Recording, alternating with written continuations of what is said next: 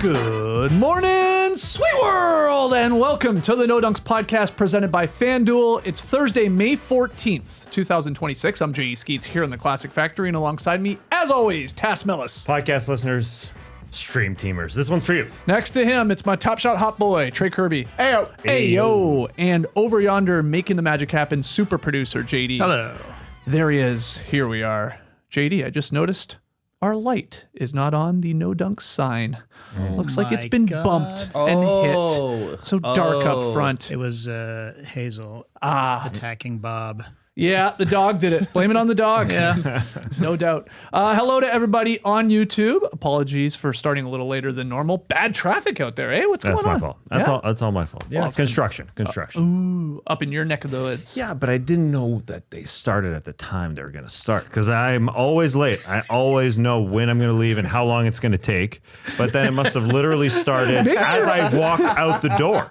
Maybe you're always late because you're too busy looking at construction patterns. That's a very good point. That's a very, yeah. We're here now. I don't know how to be early. Thanks for everyone for being here, though. Hit the like button, subscribe, podcast listeners. You're good. 5-star ratings and reviews. This is just right on time for you. On today's No Dunks, though, we're going to talk about the 76ers firing Daryl Morey as president. NBA referees, they're calling more fouls in the playoffs. It's up 11% to the regular season. Pistons fans, I'm sure, are like, are they? And Max Strus, his eyes are so pretty. He's got Charles Barkley feeling a particular way. That was awesome. Amazing. Yeah. That's like the best inside moment of the playoffs so far. Maybe of the season. Potentially. It's up there. Yeah. But we'll get to Strus a little bit later and those beautiful eyes. We start with that game that Strus was involved in, and he was awesome on the court too. But James Harden scored a playoff best 30 points to help the Cavaliers come back from a 9-point deficit late in regulation to beat the Pistons 117-113 in overtime last night. Cleveland takes the 3-2 lead in their Eastern Conference semifinals series. Ziller wrote in his newsletter this morning, I'll start with this. You can't really call that a good game. An exciting game? Yeah. A tense game? Yes and yes. But I think Ziller's right, TK. Good? Maybe not. A little sloppy at times, but holy crap, was it tense. And I think, look, the Pistons blew this too. Yeah, of course they did. They were up they were up 9 with 3 minutes left and just didn't score. Missed their last 5 shots. Also threw in a 24-second violation just for fun. They had 4 24-second violations in the fourth quarter. It felt like this game was whoever could stop turning the ball over for the longest amount of time was going to win because both teams were doing okay in half-court setups, but all the turnovers for the Cavs in the first half let the Pistons build a big lead. Then the Cavs finally get control of the ball in the third quarter. They come back, get in the game as well, and just went back and forth. Turnover. Whoever's turning the ball over the most ends up losing. But yeah, this is just another big-time performance in the playoffs from James Harden. What everybody's expecting, what everybody's talking about. I'm sure this is leading all of the talk shows today, right? You know, because I know when he had those 2 bad games, they were all over him. But he's had 3 great games, kind of carried the Cavs in this one. Yeah, but then also had an absolutely abysmal fourth quarter. Did he? So Yes. it's like it's just like the most perplexing or perfect, I guess, encapsulating James Harden game. You're right. He carried them for stretches. Has been awesome here in series, but a brutal fourth quarter. But then big plays made in overtime, you know, rebounds and offensive rebounds and stuff like that. So yeah, he was 6 he was turnovers. huge. But like I said, when he had 4 turnovers, you don't care if he's doing other stuff. Yeah. And he was doing other stuff. Most often getting to the free throw line, went 11 for 14 and did miss a couple of them in clutch situations, but then also got his own offensive rebound. He was playing on the defensive end, getting steals, getting blocks in overtime. He was kind of a two-way player, I thought, last night for the Cavs, and he was really the difference on a night when Donovan Mitchell was struggling up until overtime, hit 3 big shots in overtime, a layup, then that three-pointer, then that beautiful steal from Max Strus turns into another layup for Donovan Mitchell. Just enough shot making from him and a carry job by Harden, I thought, to get over the line. And yeah, the Pistons, they're going to really regret this one because we've seen the Cavs not be able to respond to a run like this in the playoffs before. This playoffs, certainly last playoffs, but they're crediting their new addition, James Harden, for the even-keeled demeanor that they show in situations like this. It doesn't matter if we're up 20 or down 20. Kenny Atkinson said he plays the exact same way, and that is absolutely true. If he's throwing the ball to the other team, he looks completely unfazed. If he's hitting tough shots, he also looks completely unfazed. So big-time win for the Cavs, and definitely regrets for the Pistons. Up 9, 3 minutes left.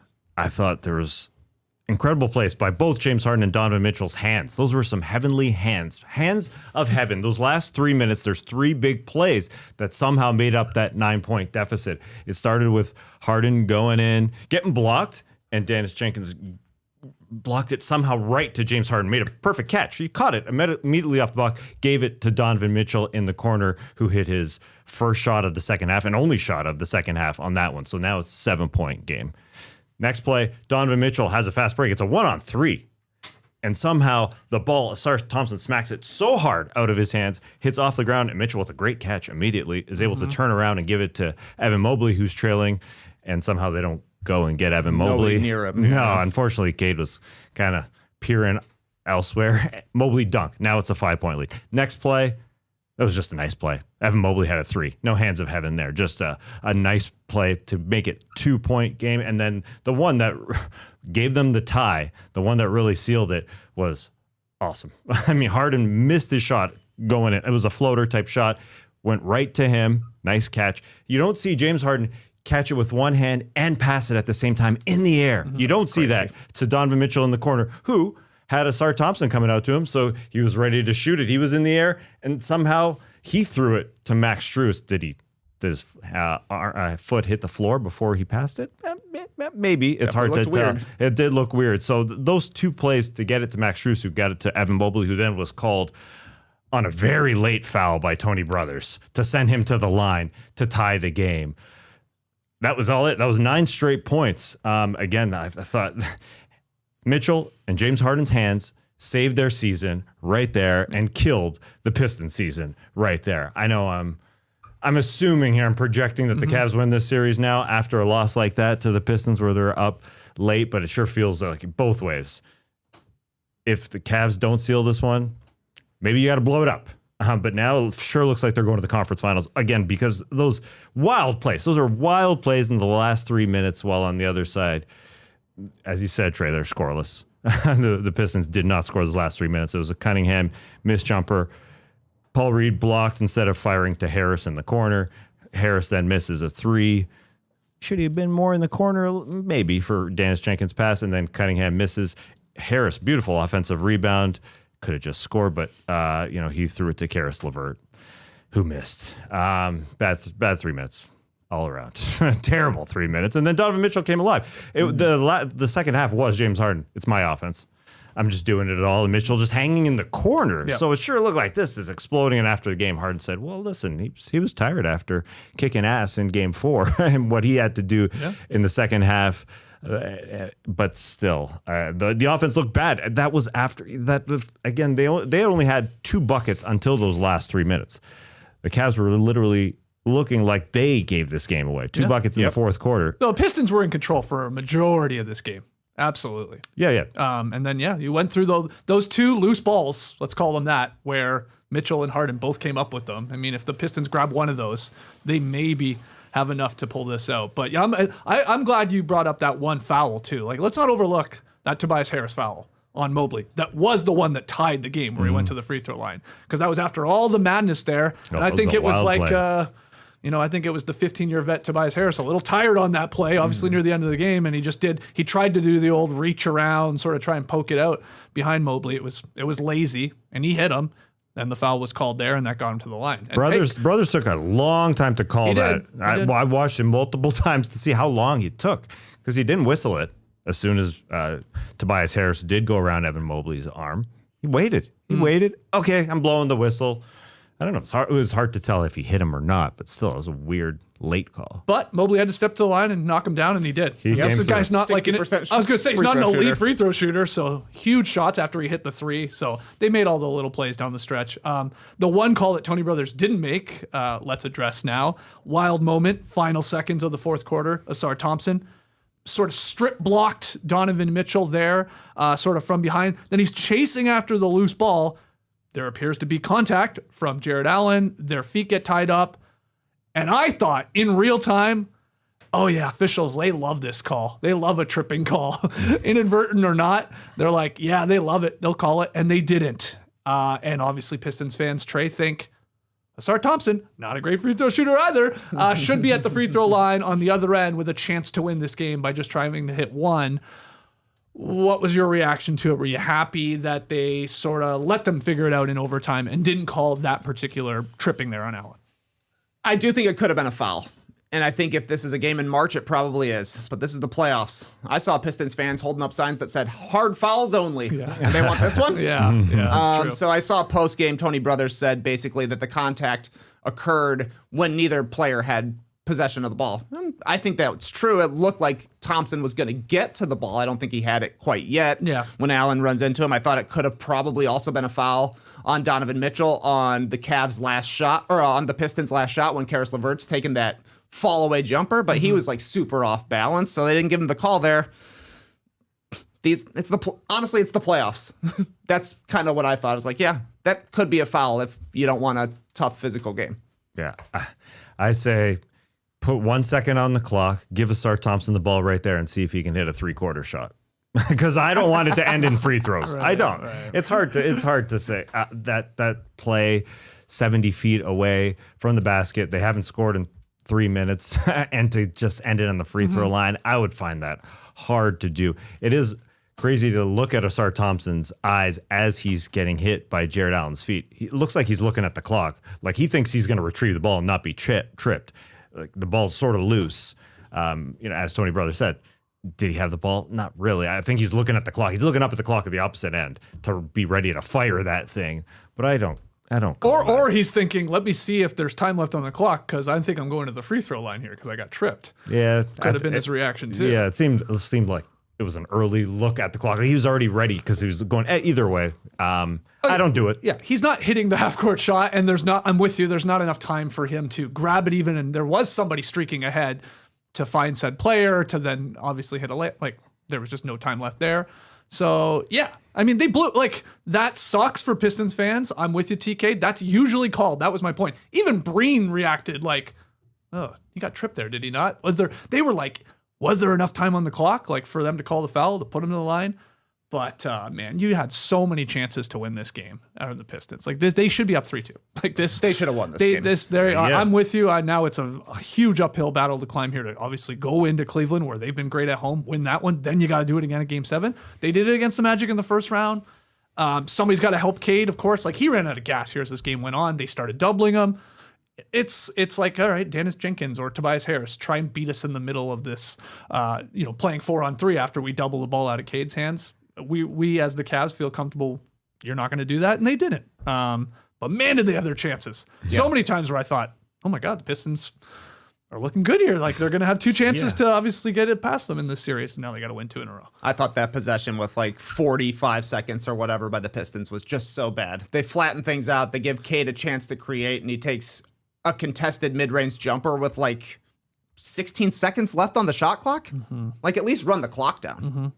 Get a better look. And then they do get the offensive rebound, and it finds its way to Karis LeVert for his tough shot as well. But yeah, maybe Cade was tired, but I give a lot of credit to Max Strus for that because Max Strus is all over him, hounding him defensively. Yep. He's also given him 3-point shooting last night. But I think the thing that's very underrated about what he does is that Cade is guarding Max Strus, and he's got to chase this guy all over the place. Max Strus is doing enough offensively that it's taken it out of Cade's legs since he's got to carry so much on the offensive end as well. You see so many offensive rebounds from Strus. You see Cade losing contact with this guy. He's the guy who is supposed to be guarding Max Strus. He thinks he's going to get a chance to rest, and he never gets a chance to rest, which then makes it tough because other than Paul Reed, nobody wanted the ball in the fourth quarter. I mean, Dennis Jenkins was doing okay. It was doing all right. But that's a big spot for a guy who's really having his first year in the NBA. And when it came down to it, he couldn't make the shots he needed to make. Same with Tobias Harris. He just has had 2 bad second halves in these last 2 games for the Pistons. It's nice to give Max Strus yet another glue guy game. Salute, because it happened earlier this series, and then that steal in the backcourt in this game. What a huge play in that overtime, was! Yeah. What a monstrous play after those big ones where he stole it from Cade earlier this series. That guy was really, really big. Just period.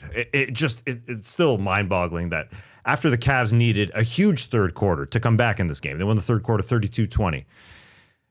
That the Pistons just couldn't seal it with one little tiny thing in those last 3 minutes. Just something. One basket and they win. Yeah, probably. One friggin' basket. But they needed, Danis Jenkins or Paul Reed. Those 2 guys were on the floor doing big things. They were the 2 guys out there.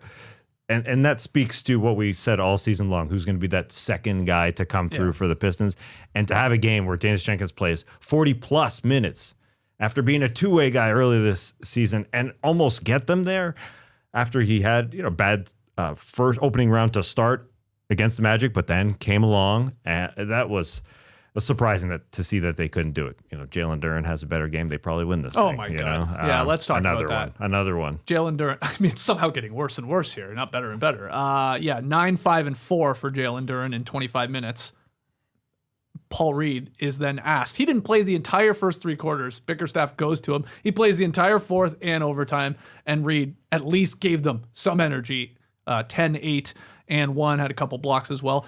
Beef Stew, you don't see him as the game goes on, but he gave them some life early in the game. He hit 2 threes for crying out loud. But the Jalen Duren of it all, if this guy is just a little bit better and equaling either Mobley, let's be honest here. Duren and Mobley started this series pretty poorly, both of them. We were like, well, either of these guys going to step up here, these sort of all NBA type guys, all-star guys. Mobley has, as the series has gone on. He was awesome in this game. 19 points, 8 boards, 8 assists, 3 blocks. Had the huge dunk in the fourth quarter, the huge 3, hit the free throws, defensively, awesome. But Duren hasn't, TK. He hasn't joined Mobley in getting better. In fact, has gotten worse. Confidence is completely shook. Mm-hmm.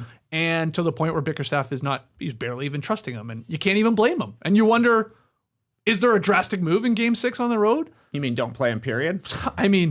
Bring him off the bench? Maybe? Try anything? Maybe. Or don't play him? I don't know. He's not giving you anything. He's not doing anything. He's not giving you anything. Like Jared Allen wasn't having a good series either. He didn't have a good first round. He was great in Game 7 against the Raptors, but he was struggling through the first 2 games. Duren's been, at best, the 4th best big man in this series. You'd maybe put Isaiah Stewart ahead of him as well. I don't know. I don't know if they can completely set him down, but it's you need to get Paul Reed more minutes, if only because when there's a double team on Cade Cunningham, which there are a lot, Paul Reed's pretty good at catching the ball 17 feet out and taking a weird runner or getting to a left hand and scooping it off the thing. He's also at least giving you something on the glass, that's the other thing with Duren. I'm that's what I mean. It's not that he's just not scoring. Yeah. He's not doing anything. Yeah. He has no confidence on the offensive end, and it's filtering into all the other areas of the floor as well. Yeah, Mobley has blocked him 7 times coming into this game, and there's literally 2 plays where Mobley scored on him, then Jalen Duren scored on him the next play. So that looked like, whoa, there's a big guy matchup. Yeah. But that didn't happen. Yeah. Jalen Duren, all season long, he's good for 1 play to put it on the floor and make magic happen, but it's not anything beyond that. Evan Mobley was used in short rolls this game. You set the pick, my man, and you get the ball up at the 3-point line, and he was so good. It was him and Harden for sure. Yeah, 8 assists, 3 of them to Jared Allen down in the dunker spot, or even when they started overtime, Mobley got in the same position, but he shot instead, and Jared Allen was able to retrieve it and put it in to start the overtime for the Cleveland Cavaliers. That's where Evan Mobley needs to be used. He just needs to be involved. Like a Karl Anthony Towns, he needs to touch the ball earlier. I've said that 6 billion times this year, and I think it's happened in this particular game. That's what it was. 8 big assists, and overall, you don't think, well, Evan Mobley destroyed them scoring wise. He didn't have to do that. he doesn't have to do that. He just has to be way more involved. But the defense is always there. He's always blocking Jalen Duren. And then the offense package came through today. So, yeah, how do you feel about the Pistons' chances to get this back to Detroit for a Game 7 over the weekend? Obviously, Game 6 on Friday night. I mean, it's honestly a coin flip for me. Like, I don't think the Cavs have. I think the Cavs have been better for the majority of these 5 games. They've definitely been the better team the last 3 games, but even from quarter to quarter, they're so up and down that I don't really have a lot of confidence that they can string together a perfect 48 minutes. The only time we've seen a team play a good 48 minutes was Game 4, you know? Mm-hmm. So I think Detroit has a great chance. Maybe Duncan Robinson comes back. That would help. The lack of shooting was very apparent last night. Kevin Huerter, thanks for trying, but nah. That's a no for me, dog. Marcus Sasser, at least you got some rebounds, but that's a no for me, dog. Shot, Exactly. So I don't know. I think the Pistons can still win. I don't think the Cavs are undefeated at home so far, but that doesn't mean anything to me, really. They've just had those happen to be the good games for them. So I think Detroit's still alive in this series for sure. Yeah. It's funny because I think this thing is over, but it's not because of the way they're playing. I just don't think they're going to react well to the way this game ended. Mm-hmm. Yeah. Going to Cleveland. I think if that was their season, and this is the James Harden trade working out and taking Donovan Mitchell to his first conference finals, it feels like. But play-wise, it is a coin flip, I would say. It did. Last night was a perfect example where that overtime felt like a formality. It was like, the Cavs are probably winning. They had no right to win this game. Come back. The Pistons shit the bed. They didn't get the call at the end there, but come on. I mean, you had so many chances to win this thing and go back to Cleveland up 3-2. And, still credit to Cleveland for hitting the big plays. Mitchell comes alive, hits some shots, and then they were rolling there in overtime. But, man, I mean, look, I had the Pistons in 7. And when there was 3 minutes left on the clock in regulation, I was feeling pretty damn good about that prediction. Going, all right, this might go classic, just home team wins every game here, and maybe they pull it off in 7. But little faith now after that one. Ooh, especially because, Cade did run out of gas, whatever, the doubles were coming. He had some sloppy turnovers, which he just needs to clean up. But he had a monster game too. My God, what do you have? 39 points and 9 assists, something like that. Did a lot of the heavy lifting, had the 3 going, had that 1 foot on the line there late there. But I don't know, is he going to be able to do that again on the road? And who's coming along for the ride? You're going to just have to pray that Tobias Harris or Duncan Robinson in returning have one of those games where they hit 5 or 6 threes. I've checked the NBA official page. Okay. Let's go. No report yet. It's too early. Okay. It's tomorrow. Too early. Not yet submitted for both games. But Duncan Robinson definitely would have helped big time. And look, in this game, it got scary for a second for Cavs fans. I'm sure they were holding their breath when Donovan Mitchell did tweak his ankle there. Yeah, he did. Now, it looked like at first like he stepped on a photographer, but he didn't. I don't think. It was more just his ankle took a weird little turn. But obviously played through it. But he wasn't great until the end when he hit some big shots. Game 6 Friday night. Let's hear what the people think in the stream team. Whether Detroit can do it again, at least get it back to Little Caesars Arena for some Game 7 fun. Anything else on this one, guys? I would just quickly. Jalen Tyson not playing in the second half. Nice move by the Cavs. He played for 2 minutes in the first half, got into that thing, and then just couldn't. God, he was angry. Yeah, grabbed his ding dong. Yeah. Grabbed his own hog. Legler was laughing on the broadcast. I don't know if you caught that in the slow-mo replay when he was getting into it with Tobias Harris. Yeah. And the full grab of the hog. You could hear Legler laugh, but he's not going to say it on the broadcast. But I'm pretty convinced he saw it. Yeah. It is hilarious. When a man grabs his own hog ready to fight, because it's happened in NBA history. He was pissed. Yeah. They were like, come on, relax, man. Everybody, his own guys, Mitchell was like, what are you doing? And those are the only 2 minutes he played. Didn't have it for the second half because it seems like he's got a lot of what they need.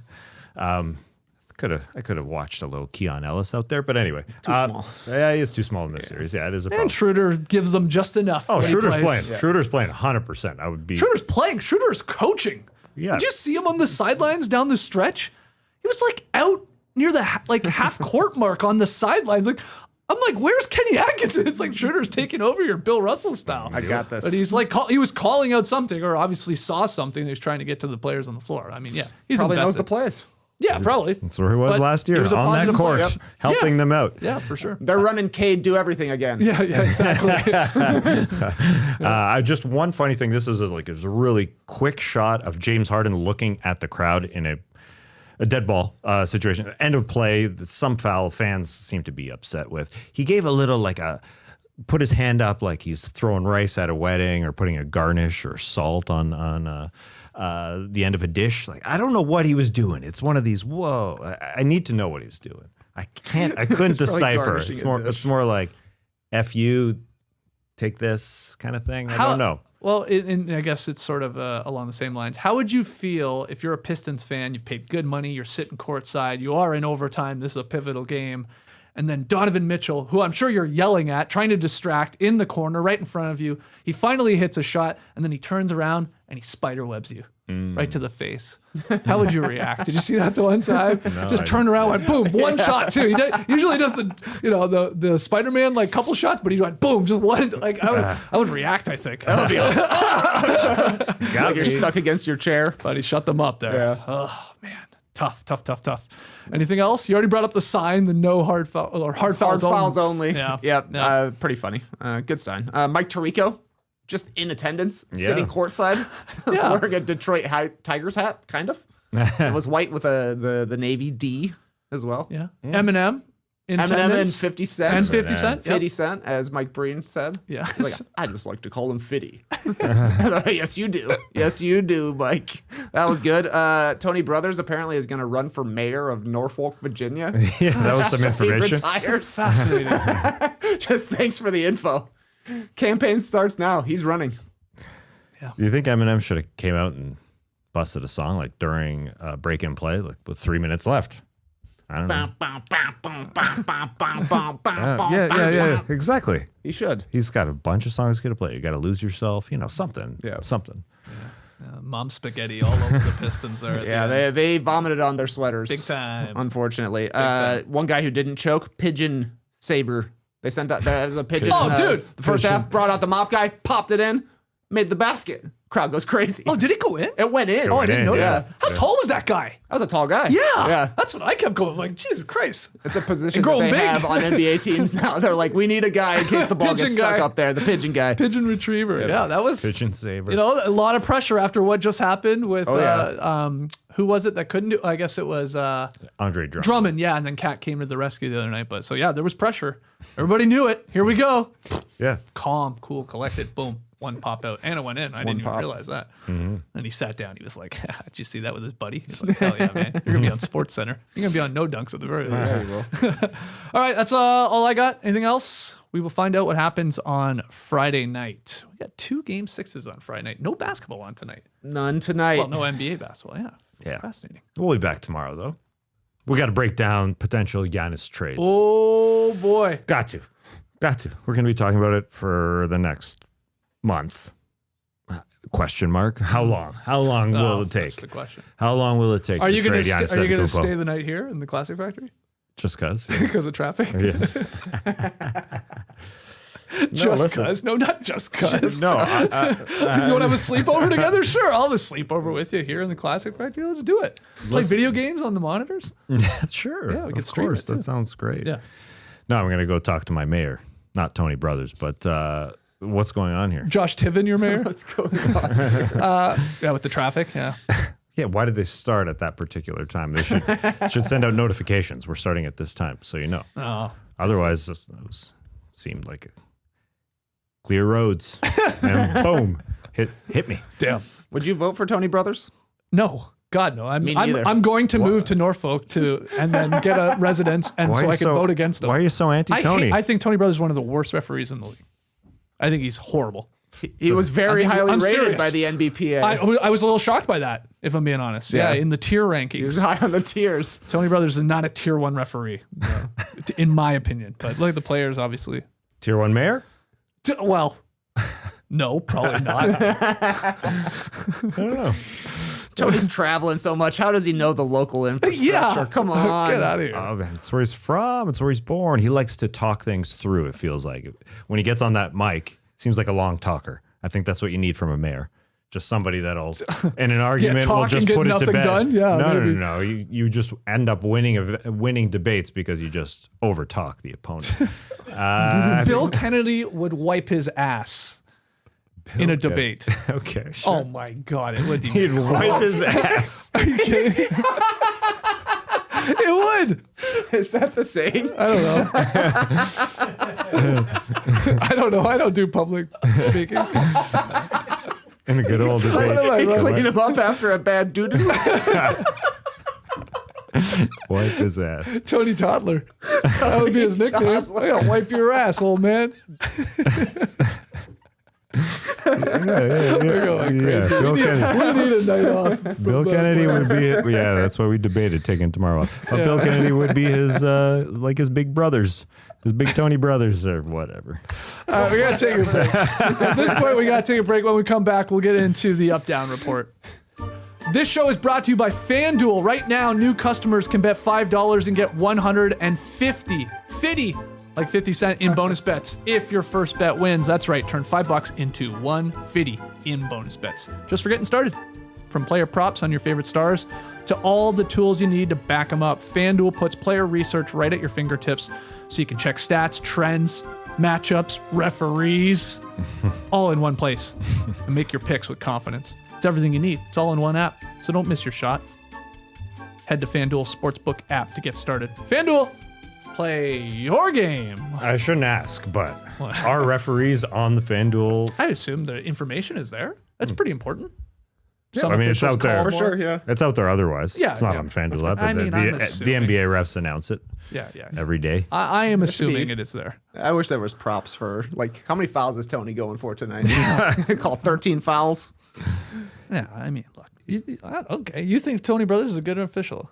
I mean, I I think he's a good he's a good potential mayor. I didn't ask you that. Good potential This mayor. guy, very good eyebrows. He does. In a debate, he just starts flexing those eyebrows. Winner. That MBPA survey, I guess you'd call it, that came out with the 3 tiers of referees. That was interesting. Yeah, we can talk about that tomorrow. I was thinking. Yeah, that's a good call. You know, go through every single ref. Yeah, I mean the And put surprising them in ones. our tiers? Surprising ones. Scott Foster, just in the middle. Yeah. Not a number 3 tier guy. That was surprising. Oh, you thought he was? wow, You yeah, thought he was yeah. a tier 2 high in the middle. Yeah. Well, as far as players go, because the players are doing the voting, I thought they would put him directly into tier 3. I think they had Tyler Ford though in tier 3. He was. He was. Yes. Where was Goebel? Where's both Goebels? He was in 3 too, I think. Well, John Goebel, tier 3. Jason Goebel, tier 1. Nice. Yeah, Wow. Jason, they're both bad. They're both tier 3. That's the thing. There's actually only one tier here. Okay. Yeah. All bad. Hey, I was happy to see my guy Josh Tiven. Tivs. Tier 1, baby. Big Tiv. I think he was. Yeah. He was. Yeah. I think he's actually pretty solid. Zarba was Zarba, Number he's one. the GOAT. Yeah. Yeah. I'd say he's number With a 1 right bullet. now. Yeah. he was good. James Williams was a bit of a shock. He's a tier 1 guy. I'm just going to go through guys. And where's Ed Malloy? I thought we were going to do this tomorrow. Ed Malloy, I didn't see where he was. I would not my have guess him is high. Easy Ed's probably a tier 1 guy. Really? He is. Yep. Oh, Yep. okay. Good for Ed. Good for Ed. Good for Ed. Honest Ed, they call him. All right, let's get into the up-down report. Prepare your tubes. It's the up-down report. All right, as promised, let's get to the Sixers. We're a day late to this, but that's okay. Daryl Morey is out as president of basketball operations with the Philadelphia 76ers, who are opting to keep Nick Nurse as their coach. Bob Myers, hey, remember him? He's the president of sports for Harris Blitzer Sports and Entertainment that sort of oversees the Sixers and a bunch of other sports franchises. He's going to lead the search for the new head executive for the 76ers and will oversee the franchise's basketball department in the interim. Up or down? Tass, will start with you here. 76ers firing Daryl Morey as president and keeping Nick Nurse as coach. Are you up or down on this? I'll say I'm up. I think Daryl Morey is paying the price for Joel Embiid not liking the Jared McCain trade. He said before the trade deadline, hey, don't duck the tax. Don't just trade somebody. Anyone trade somebody for a first-round pick and 3 second-round picks, which he claimed he was selling high on Jared McCain. And at the time, we all said, well, that's a good deal for OKC. But at the same time, it's the owner who's ducking the tax. He okayed this, and they don't pay tax very often in Philadelphia, very infrequent. So I think they're paying. That's who he's paying the price for. I don't think it's because of everybody on the roster. I think they just want to basically move on from someone. Been there for 6 years, made some poor moves to clear or to add depth to the roster over the years, like releases of guys you'd want around beside the Jared McCain, like releasing an Isaiah Joe out there, releasing a Paul Reed out there, releasing a Julian Champagne is the big one. Yeah. I just assume he's ducking taxes. He also traded away Eric Gordon for the rights to Justinian Jessup this trade deadline. I just wanted to say Justinian Jessup. Awesome. I know. I saw him. He's got millions of followers. Yeah, I literally thought I had to hold on. Which Jessup is that? But either way, I think he's paying the price for Embiid being mad. Overall drafting pretty well, but I think these money cuts, it's the owners. I don't. Yeah, it's for not. sure. Daryl Morey wouldn't have traded Jared McCain just to trade Jared McCain, like for what's going to be the 22 pick this coming draft and 3 second-round picks. That's on Harris. He's not helped out by Jared McCain looking great in the playoffs for the defending champs either. When you have zero bench, in these in this postseason run. What do you think? Are you up or down on this? I guess I'm up in that it's not surprising that it would happen. I'm with you. He is basically doing the bidding of ownership with regards to trimming tax, and that's the big thing with the McCain trade. But there's really 3 deals I think that factor into this.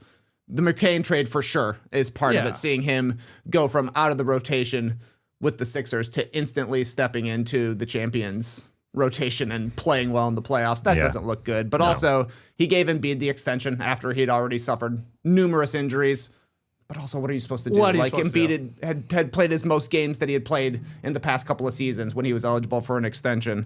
So you got to give it to him. That extension was also like part of bringing in Paul George, which I think is another factor here. George looked really good in the playoffs. He had a okay season. He was at least healthy and playing, other than when he got suspended this year. But I think you factor in his contract, the Embiid extension, the Jared McCain trade, and just the general team building approach that Daryl Morey has. It's like, we got 3 big-time stars, and we'll fill everything else in with veteran minimums. Meanwhile, the league is trending towards you got to have a deep team and you got to have a young team. And the Sixers don't have either of those. And all these guys that they just let walk away are contributing for playoff teams. Yeah. Look, I think most people would agree. Daryl Morey is a good drafter. He's been pretty good. Maxey gets at the 21st pick in 2022. Even Jared McCain obviously dealt him, but got him at the 16th pick in 24. VJ Edgecombe, that's a high pick. Sure, I get that. But 3rd overall, he looks great. Looks like a future star. Good selections, but I'm with you, TK, that he's like, he gets his stars, and then he's like, we'll figure out the rest. And it's... This year, at least, you did not really figure out the rest. It was pretty weak around the fringes, and somebody's got to be the fall guy here. I'm a little surprised. And it's old guys. It's old guys that have filled out the fringes too. That's the problem. True. Your Eric Gordon, your Andre Drummonds, instead of a Julian Champagne or Paul Reed. Go ahead. I was just going to say, leaving the coach in place here while firing the general manager. It's that doesn't happen all the time. It's sort of like you sort of clean house and you then allow the new potential basketball president here to make their selection. Yeah. But I think they're like, I don't know, maybe there's a part of them feels like Coach or Nurse is a good coach, they think still. And he's always, unfortunately, haven't had a healthy roster because those 3 main guys in Maxey, Embiid, and Paul George are never really healthy at the same time. So I don't know, maybe that's the thinking there. Not sure, but yeah, it's weird because it's kind of like it feels like Nick Nurse is getting credit for coming back from 3-1 to beat the Celtics, and then Daryl Morey is paying the price for getting swept by the Knicks. Yeah, a little bit. Yeah. Like, how are you going to fire a guy from coming back and beating your rivals? With some good coaching, I thought. And I mean, and also like catching the perfect lightning in a bottle of Embiid was healthy for 3 games in the playoffs, and they won all of them. Yeah, you're saying, like, is Nurse still there if they lose in 5 to the Celtics in the first round? Yeah. It's, I don't know, maybe not. Probably not, actually. Yeah, it's a good point. I think Daryl Morey's got to go work for the league office. Just take a break from front offices, go work for the league office. Says he wants to continue to be a GM in the league. Does he? Yeah. So I think he'll take off a year probably and assess the landscape. Sure, but he got everybody shooting threes.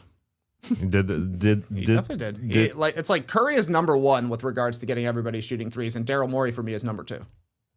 Because it's like Curry's like, whoa, we can shoot from that far? That's allowed? Right. And then Daryl Morey is like, yeah, everybody should shoot from that far. Yeah. And obviously then had Harden to spearhead that both in Houston and then getting him to Philadelphia, which started okay, but then that went poorly too. I mean, I don't want to gloss over the whole Harden in Philadelphia debacle too, where Harden was literally like, don't trust that guy, he's a liar. It was like a Survivor suddenly, Harden spilling the beans on him. That was wild. Yeah. Wasn't that long ago? Yeah, a couple of years ago. Yeah. He's added a lot to the game while shooting threes. I think he can go to the league office and help us out, fix the gather, fix the travel, fix all that. I think he can do that. Work in New York, he can go to all the Broadway plays he wants. It's right down the road. Yeah, do it. So you're saying because he's the one who helped discover all the loopholes, he should close them back up? No.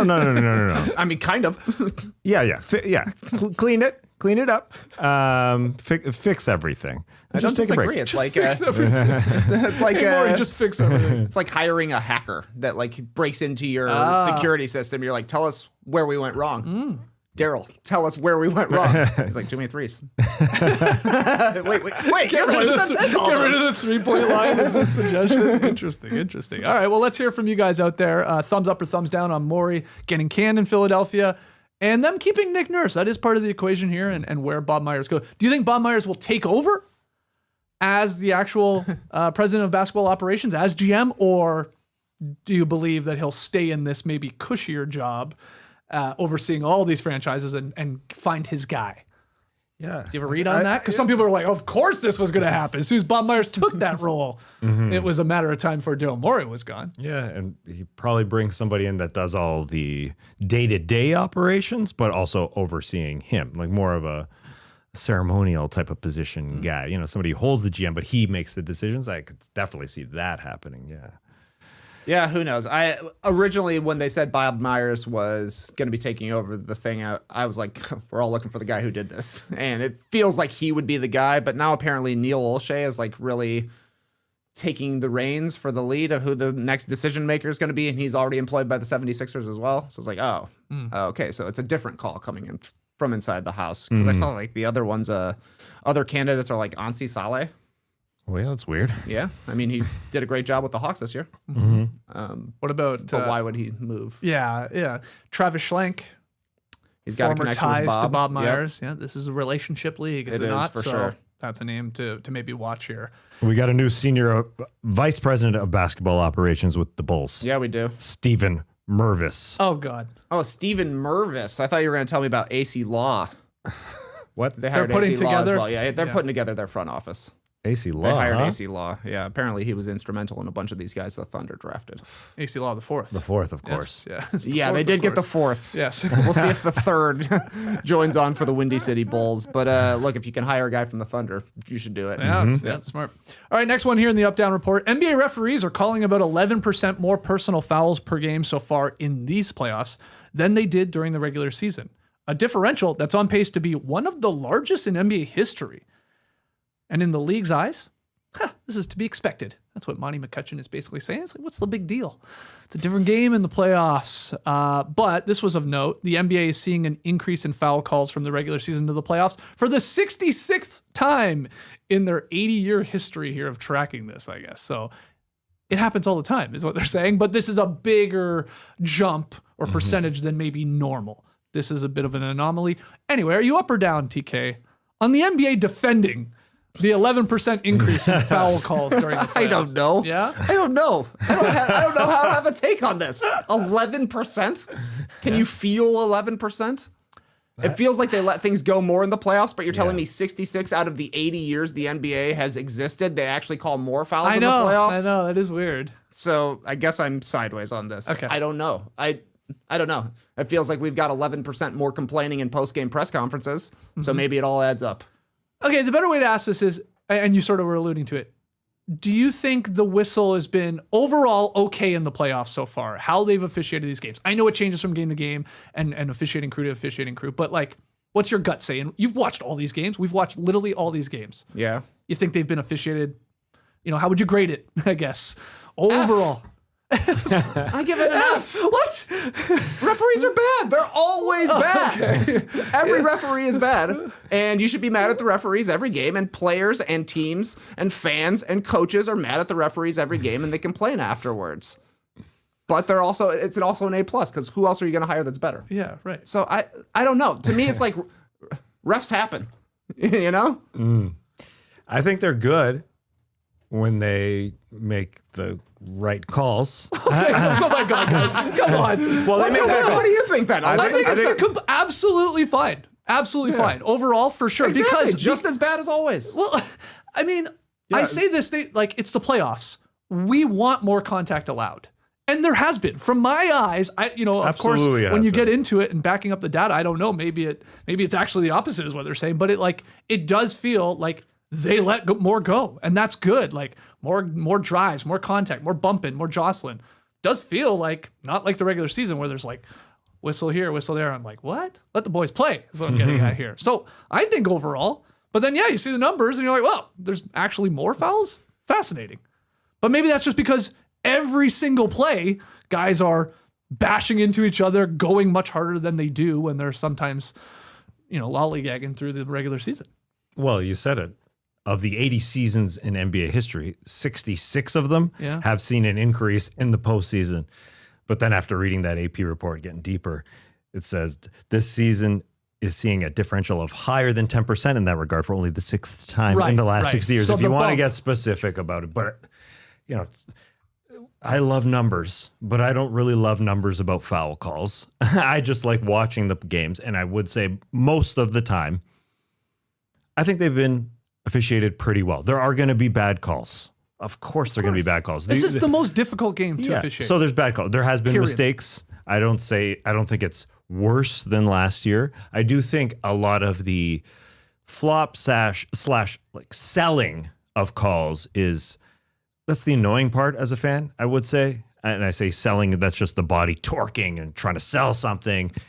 That is almost called every single time. If you yank your head back most of the time, hey, Chet Holmgren didn't get one when he tried to sell one.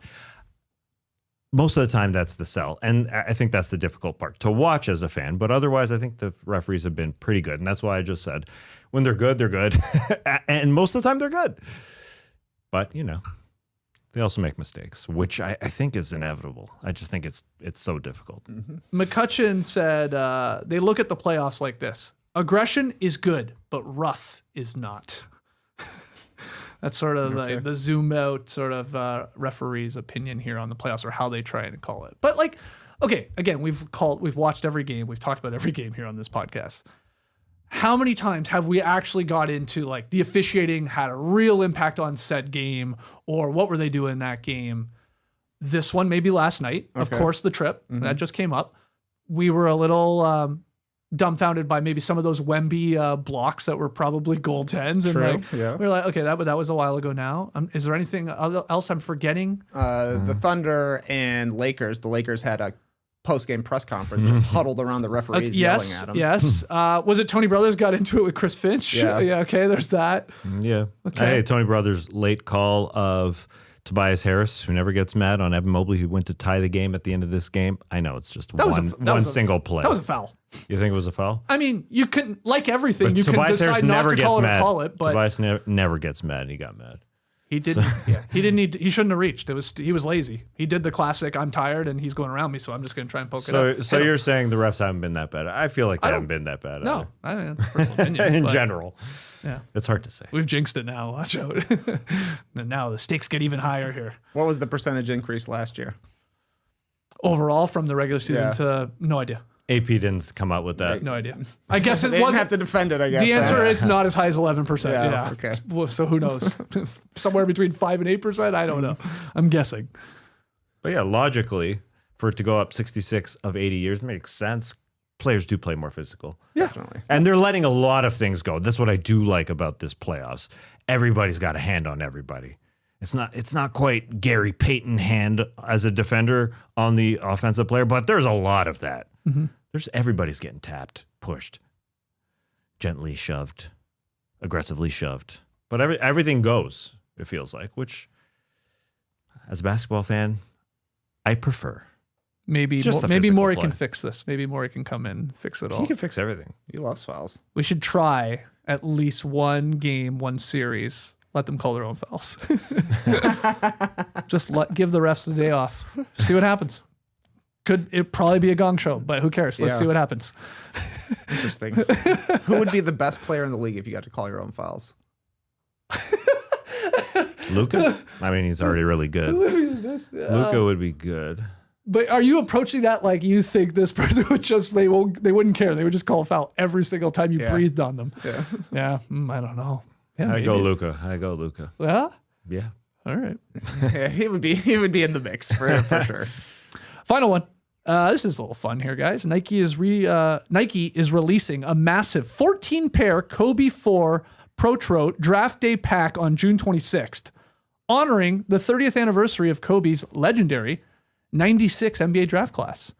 The collection features 13 distinct wear-away colorways representing the teams that passed on Kobe before his 13th overall selection, alongside a 14th, and you see it there, sort of gold Lakers edition.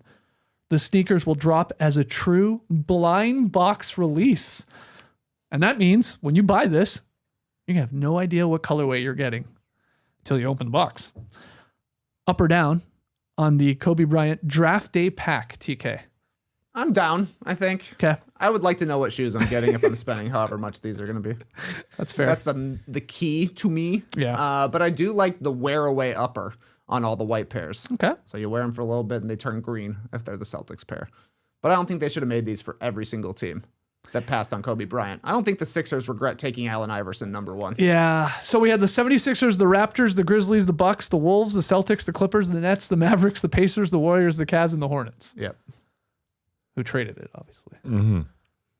It is a little weird. Yeah. But Yeah. So I did see those photos. So the shoe converts to the color of the team after a while. Yeah, it probably just has like a light white paint on the think outside so. that wears away. Yeah.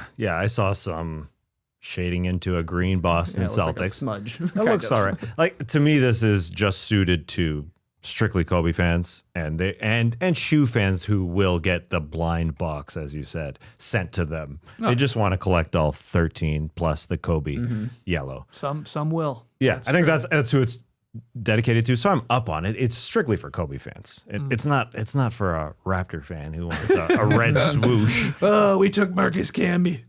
Oh, good It pick. was great. Great trade for Charles Oakley. I will say the fact that there's a 24 on the back of each one, why not an 8?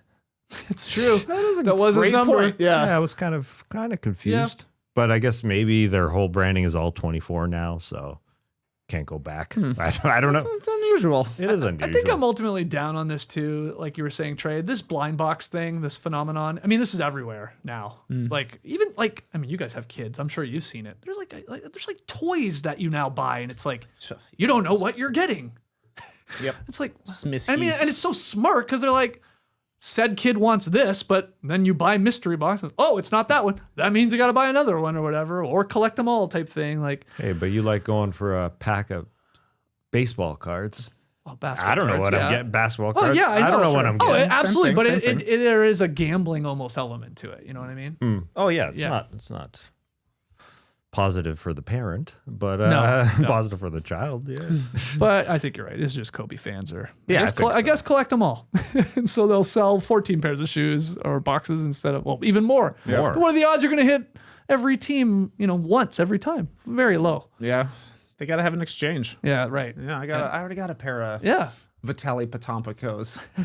Who wants to Ooh. switch me for a Samaki Walker? Good polls, man. This Yeah, guy. I got Basketball Reference open. I'm Good. cheating. Oh, I thought you had the Slam magazine cover. Hell yeah. Vitaly's on the Pistons bench, right? Is he? Yeah, I think Okay. so. Yeah. That's the up down report. Hope you were playing along with your thumbs up or down. Little bite of the night. Simple sponsorship today. Teddy Hart of the Hart Foundation. Not really, but his name's Teddy Hart, so I assume he's in it. He's part of the YouTube stream team, so he came through He did. with the sponsorship. Back-to-back hits from him. Are you watching Teddy? Let us know. Yeah, Teddy, let us know. I mean, hope you're here. Boy goes to Max Strus I'm giving it to Strus. Like, Cade had a big game, Harden had a big game, but Max Strus, man, 20 points off the bench in a pivotal Game 5 win. He shot an efficient 6 of 8 from the field, all of them from deep. Recorded 8 rebounds. He had some timely offensive boards. 1 assist, 1 steal, 1 block in 36 turnover-free minutes. This guy has played in a lot of playoff games. He really has. It's like a shocking amount. And he got some love from Charles Barkley last night on Inside, who was just smitten with Max Strus's look in his eyes. Tell me about it, because I actually have not seen. Oh, you're the Cass, Barkley you one. are going to love this, man. You talk about bods more than anybody. Oh, but the bod? And ice. You like ice too? Bring it Al He Horford. says, I'm thinking what everybody's thinking. Max Strus is a pretty man. Yeah. I wouldn't want to look him in the eyes. Yeah, that's right. You get lost in those eyes, is basically what he was saying. I'm thinking what everybody's I thinking. know. So he didn't talk about his bod. No, not really. Oh, okay. Not really. Yeah, because Strus's bod's not. No, it was it's not more. a sell. No, they literally asked him, "What do you like about him?" They're like, "Is it the hair, or whatever?" And then he was like, he says his face. That's what he says at one point, and then he gets into the eyes. And of course, Shaq and Kenny and even Ernie are like, prodding Chuck and like, "Come on, let's get more." It's a great. very, very funny clip. That's great. It's Face. He fears to look into his eyes. That's great. Max Strus, whoa boy, of the night. Charles Barkley will be happy with that selection. And hopefully Teddy Hart is as well. All right, that's it for us today. If you're a Survivor fan, come join us at 1 p.m. Eastern over at No Buffs, recapping the penultimate episode of Survivor 50. I'm not going to spoil anything here because some people are watching No Dunks and maybe haven't watched Survivor from last night yet, but man, woo. I will say double boot elimination, so lots to talk about. And as we set up for the finale next week, we'll make some predictions down to the final 5. Yeah, There's a bod. Jonathan. Jonathan's got a bod. You said man Woo. I thought Woo came back to the show for a second. No, our guy Will. Hey, did you see our? We had him on No Bus once upon a time. Rome is having twins. Congratulations to Rome. Congratulations. Yeah. Girl dad and boy dad, he said. Yeah, One of each. one of each. Collect them all. Collect them all. That's the original blind box. Yeah. You're right. A pregnant woman. So congrats to Rome. Anyway, talking Survivor with Nora here in the Classic Factory at 1 p.m. Eastern. That link is in the show notes, so join us or just subscribe. Help us all out at No Bus. So no NBA games on tonight, but we are going to be here tomorrow for a little drop podcast fun. We'll do rapid fire. You're going to come with some Giannis trades. We have to. Okay. TK, you're taking a day though. You got the. I'm gonna be You ain't gonna be here. You got some. You're driving to Chattanooga. Is that what you're doing? That's right. I'll be in the Noog. All right. With my dad. All right. Gonna watch some Game 6s together. Gather around, kids. Nice. Dad and son watching hoops together. Okay, What's excellent. better than this? But we'll be here tomorrow, like I said, with the Drop Podcast. And then the plan is probably have a podcast on Saturday, too, to talk about some of those Game 6s. So obviously subscribe to No Dunks, hit the like button, and podcast listeners 5-star ratings and reviews. Till then, Clipper Bros. You heard it here first. Have a great time. Turn up. Love you guys. Awesome. Thanks for joining us. And remember, construction workers are doing work to help your life. They are. You sound like Tony Brothers running for Sure. running for a seat. I sound like Tony Brothers. I sound like Tony Robbins. I sound like Tony the Tiger. Zoran Mamdani talking about potholes. Listen, stuff needs to be done out there. Infrastructure is important. You're Yeah. right. Right. Just let you know in advance, so it'd be helpful. Update sure, the app. that would be Update the app. It's like you always checking to see who's questionable for these Exactly, games. yeah, and I have been. And I'm thankful for the NBA uploading every 15 minutes. Transparency, baby. Right. But you'd like to see that in construction road work. Every 15 Don't you minutes. think? Yeah, I'm agreeing with Actually, you. yeah. Yeah, it'd be very helpful. Tony Brothers, that's his main platform. You will be updated on construction workers like NBA fans are updated on injury reports. Yeah, there's somebody's doing that on the NBA official site. That's their job. Yeah. Tony Brothers could fill in those potholes with those eyebrows. Just take them off, plop them in there. Come on. I would love to see Tony Brothers without eyebrows. Somebody just please Photoshop it. No brows, Tony? Come on. Praise the day, people.